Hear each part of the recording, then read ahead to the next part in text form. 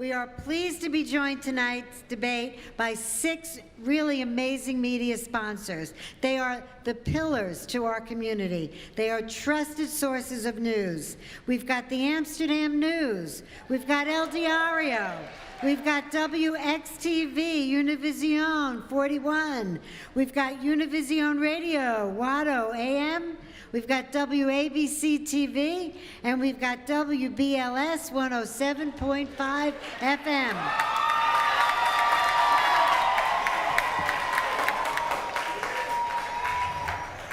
Sam Sloan, your opening remarks. Yeah, my name is Sam Sloan. Anybody who's a rated tournament chess player probably knows my name. I have published more than 700 books, primarily books about mathematics, history, and chess. I'm best known for arguing orally before the United States Supreme Court, where I defeated the United States Security Exchange Commission 9-0 by Supreme Court decision. I'm the last non-lawyer ever to argue before the United States Supreme Court orally. If elected to Congress, my main and persistent demand and goal will be the withdrawal of all U.S. troops from foreign countries that are fighting in the Middle East, especially Syria, Afghanistan, Iraq, all those countries, Iran, all those countries over there where you're fighting. Bring the troops home. I will not. I have 3 of my own children over there, by the way, who've been over there. My daughter was 4 years in the war in Iraq. She joined the United States Marines. I have another son who joined the United States Marines. He also went over there. I have a third son who's in the United States Army. He's over there now. I'm going to bring all our troops home. Not only my children, but everybody's children are going to come back here, because I will not allow our troops to be fighting over there, and I will also not allow our president to drop any bombs over there. He thinks that he can just drop bombs all over the place and kill a whole bunch of innocent villagers, and then everybody be okay because we're not killing our own people, we're just killing their people. So apparently you don't like this idea, but that's my goal, to get to get us out of wars in the Middle East, stop fighting foreign wars. We do need to keep troops in South Korea to keep the North Koreans from attacking, but other than that, we don't need to have our troops over there. Now, on the big issues, I'm in agreement with our president on most big issues. Our president did the right thing to reestablish diplomatic relations with Cuba.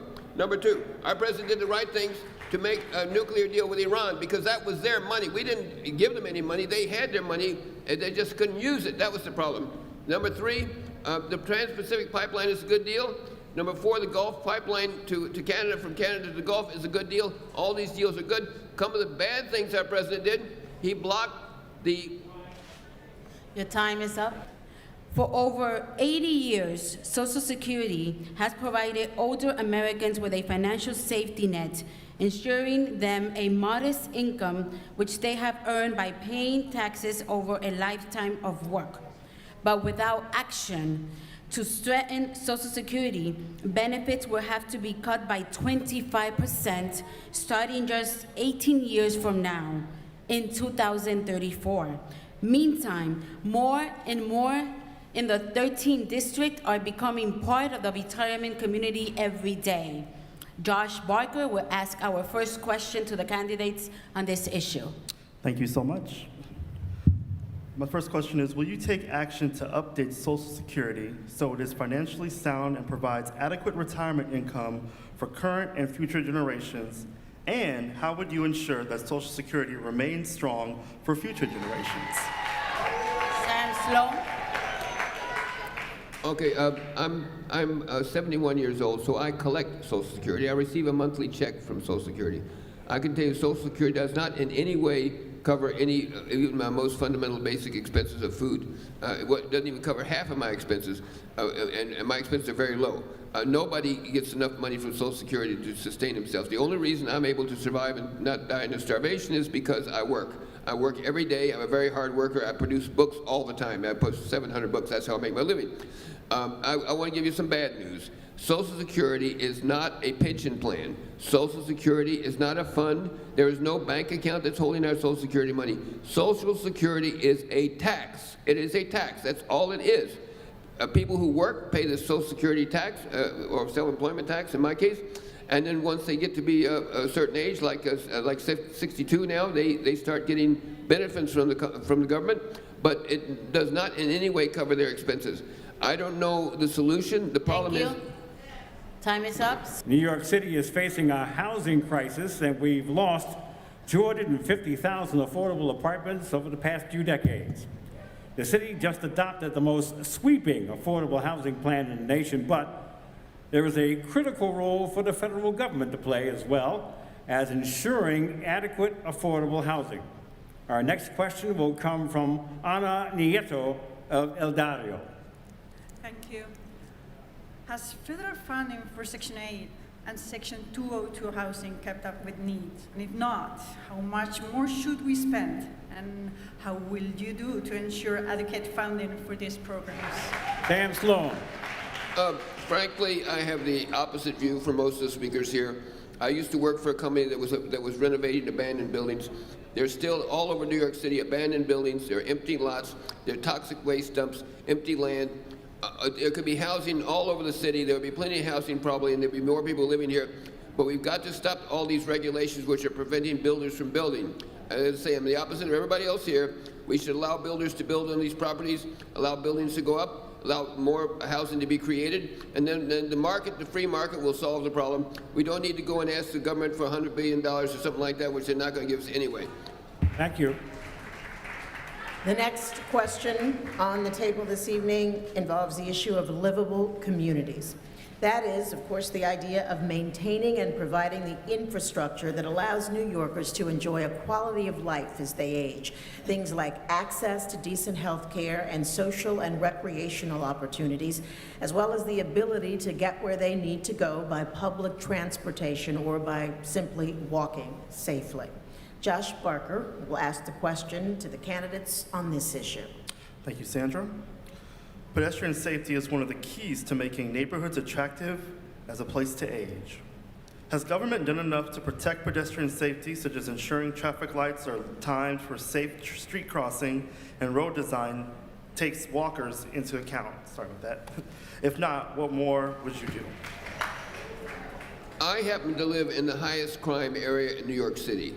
I live in the Morris Heights section of the Bronx, which overlooks the Cross Bronx Expressway. This, by the way, proves I'm a tough guy. And between 1968 and 1971, when I lived in the East Village, I was held up at knife point or gun point 11 times. I never knew when my next day was going to be my last. They were very, very dangerous time back there. Even where I live now on Davidson Avenue in the Bronx, they say that like 10, 15 years ago, when you wake up in the morning, there would almost always be a dead body on the street. I just want to know what the situation was. There's been tremendous progress as far as safety in New York City. New York City happens to be one of the safest cities, percentage-wise, in the United States. In my place where I live, Morris Heights, more arrests per capita than any other place in New York City. So I'm definitely in the highest crime area in New York City. But I've been there for 11, in my current residence, 11 years, and a few blocks down the street for about 5 years. So I feel that New York City is doing very well. We have the lowest crime rate. We have the safest streets. New York State this year raised its minimum wage to $15 an hour, phased in over several years in reaching $15 in the city by the end of 2018. Supporters say the move will keep more people who work full-time out of poverty, but opponents say many workers will lose their jobs, as companies unable to make payroll are forced to lay off employees or hurt consumers by forcing companies to raise prices. With our next question is Ana Nieto from El Diario. Thank you, Mary Jo. The current minimum wage is 7.25 cents. Will you support a federal legislation to raise the minimum wage to $15 an hour nationally? I think this talk about the $15 minimum wage that's been come up in the latest presidential debates is a bit misleading, because as I understand it, the proposed $15 minimum wage proposed by Sanders and Hillary Clinton only applies to large companies with employees more than 50 people. So in other words, if a company has 50 people and they have to pay $15 minimum wage, they'll just fire one person, so they only have 49 people, and they can ignore the $15 minimum wage. Secondly, what's going to happen to prices? Let's say McDonald's has to pay their workers $15 an hour. What will the price of a Big Mac be? Will the price of a Big Mac be still $5 like it is now, or will it go up to $15 too? So, I mean, you have to know that as soon as they have to pay more people more money, then the price of everything they make will go up too. It just doesn't stay stable like this. Right now, I think that very few people, I could be wrong about this, but I think very few people in New York City actually work at minimum wage. Almost everybody makes a little bit more, at least, than minimum wage. Thank you, thank you. Candidates having a good time? Yeah, shake your head. All right, here we go. Once upon a time in a galaxy far, far away, people could count on a pension, or at least a 401k, when they got a job. And Americans are 15 times likelier to save if they can do it through payroll deduction, rather than having to go out and open their own IRA. But fewer companies are offering their employees any retirement savings plan. And now over half of New York State's private sector employees lack access, including an astounding 67% among Hispanics. As you know, over half the residents in the 13th district are Latinos. Our next question comes from Josh Barker. Thank you, Bob. Lack of access to employer-sponsored savings plans, caregiving obligations, and financial debts are making saving for retirement more difficult. What would you do to help New Yorkers better prepare financially for retirement? Unfortunately, the implication of your question is opposite of the policy of the United States government. The policy of the United States government is, and for a long time has been, that people should spend their money. They should spend their money to keep the economy going. As long as people spend their money, then there's more economy, more things happen, more people make money, and so on and so forth. So they basically don't want anybody to have any savings. And basically they want everybody to spend right. And that's why almost nobody that I know has any savings. Now, another point that the guy down the hall brought up was that they actually penalize people who do have savings. Right now, they're investigating me. They think I've got money squirreled away someplace, and they think I've got millions of dollars that I'm not telling anybody about. And you know, it's a real problem. People who have savings are being punished for having their savings. And those rules against people having savings have got to be abolished so people can at least become secure that if they have money in the bank, the government's not going to come after them and try to grab them. We will now move on to our final question of the evening. As the population ages, family caregivers face increasing demands. Already, these unsung heroes provide over $470 billion worth of care every year across the country to aging parents, spouses, and other loved ones. Everything from making sure that they take their medications and getting them to doctor's appointments, to bathing, dressing, and shopping. Ana Nieto will ask the final question on this issue. Thank you, Sandra. Do you support federal tax credits for caregivers under the Congressional Credit for Caregiving Act? And here in New York, has government spent enough to ensure adequate in-home services to the elderly, to relieve caregivers' burdens, and help New Yorkers age in their own house? Your question leads to another question, a related question I think that's of interest to me.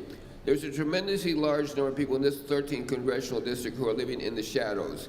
They don't have any ID, they don't have a driver's license, they probably don't have a social security card. Nobody knows who they are. We don't know how many people there are like this.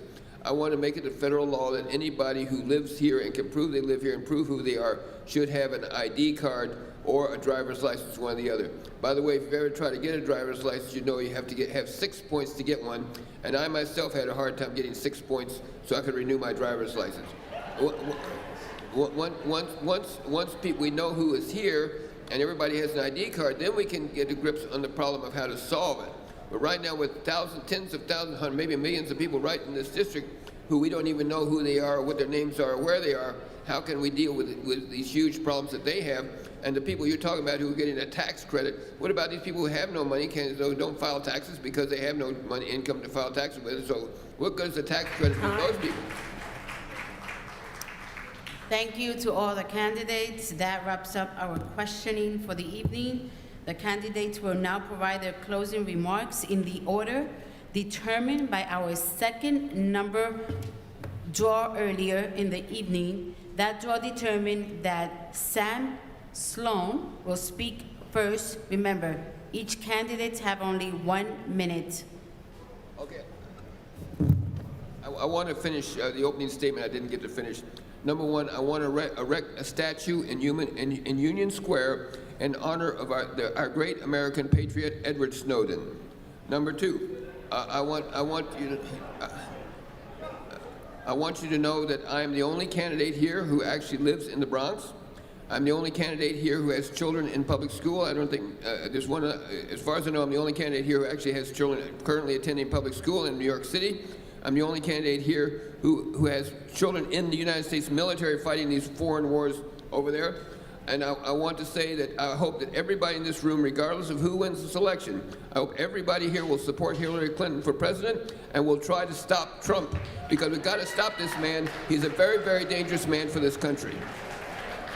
And the one more thing I want to add, if I can do it in 9 seconds, is I want to build a gas pipeline from Iran to Bangladesh to help the Bangladesh people. Thank you. And that essentially wraps up tonight's forum. First, I'd like to thank all of the candidates for joining us this evening, as well as this wonderful, boisterous, opinionated audience. On behalf of Channel 7, I would just like to say it was our honor to be here tonight. Part of our mission, we believe, is to help educate the community and inform the community about issues that are important to them. And I hope that by listening to each of the candidates on the issue tonight, we have helped you as you try to make a choice about who you will cast your vote for on June 28th. So thank you very much for allowing us, Channel 7, to be a part of the